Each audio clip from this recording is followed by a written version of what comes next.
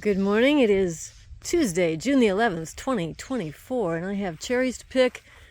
Found out the small ones are not really even worth picking. I'll just throw them out. I need to make some cherry jam today. I found out that with these cherries, well, the first time I pitted them, did my normal thumb pitting thing, which I've got an old video on that, my thumb got so sore. So I took a heavy-duty paper clip and bent it out and used the smaller end, kind of like I used to use a hairpin, and that worked really well, except that I spattered cherry juice all over my entire kitchen island, but that's another story for another day. All right, I am done with this tree. Maybe look at the other tree, the Mount Morenci tree, tomorrow, and I have enough. I definitely have enough for a batch of sour cherry jam. I know there's still more on there, but they're kind of small. All right, I'm ready to pick cherries.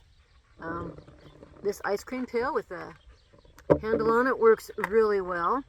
Again, for the Mount Morencis, I can just use my thumbs, but for these really firm cherries, I use this. Let me see if I can show you without ruining my phone. So just in here,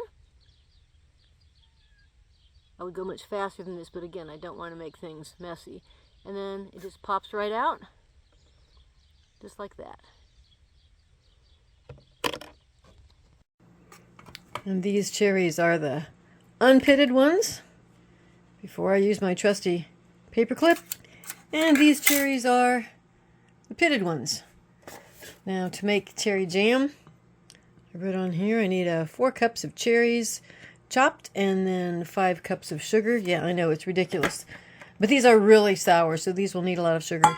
What I'm going to do is, if you've seen my pear jam video, and if you haven't watched it, you should. It's my only popular video. Anyway, I use the blender for that, and I'm going to do the same thing with these. It has been 7 years since I made cherry jam. Can't believe it's been that long. I don't think the 2 trees we have now we even had back then. So let me get this measured out, and I'll put it in the blender, and then we'll blend that up. And it calls for chopped, not completely pureed. So let's just do this a little bit here.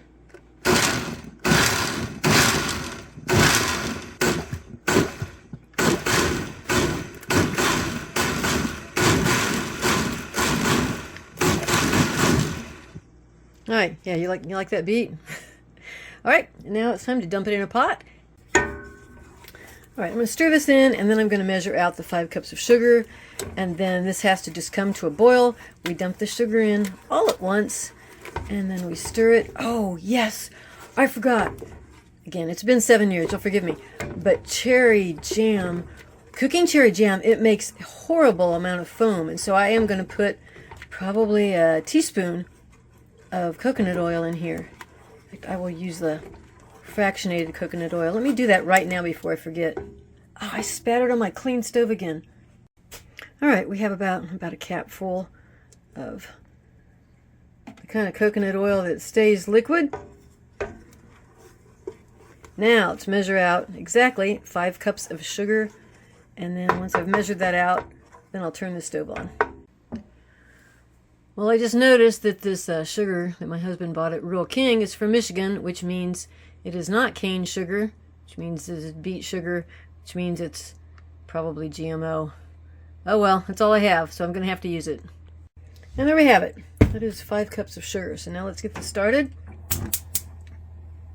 It's going to take a while. I'm not going to sit here and film this the whole time. If you've seen my other jam videos, you can tell me, is this a full rolling boil? What do you say? If you haven't seen my other jam videos, well, why not? Especially the grape one or the elderberry one. Okay, a full rolling boil is a boil that cannot be stirred down. Usually I think we're there, and we're not quite there. Okay, that seems pretty good. And then you dump in the sugar, which is why you measure it ahead of time. Dump in that sugar all at once. Okay, and now stir the sugar in. And it took quite a while just for the sugar to dissolve. Good. Well, it's getting close. I wonder if this new stove burner is hotter than my old one. I don't know.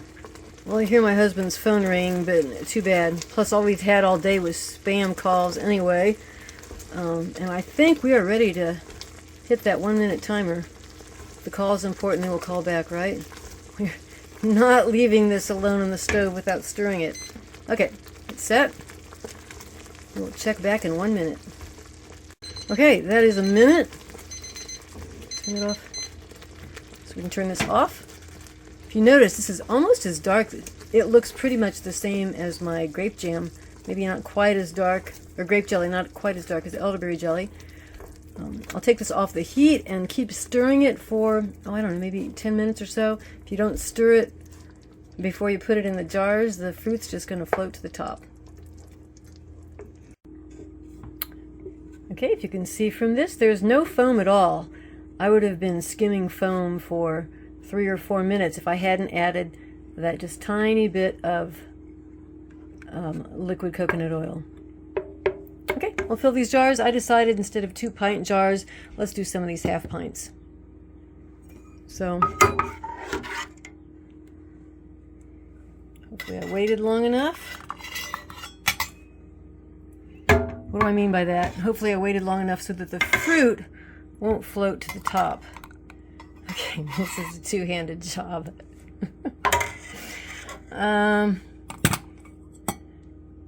mean, I'm messy enough with 2 hands. With one hand, that is not good. Okay, I'll fill the rest of these. Show you what it looks like when I've got them all filled. And we are finished. It made 5 half-pint jars and just a little bit left over. Let's see what this tastes like. So you see, it did thicken up and set up already. And we'll just try it straight up.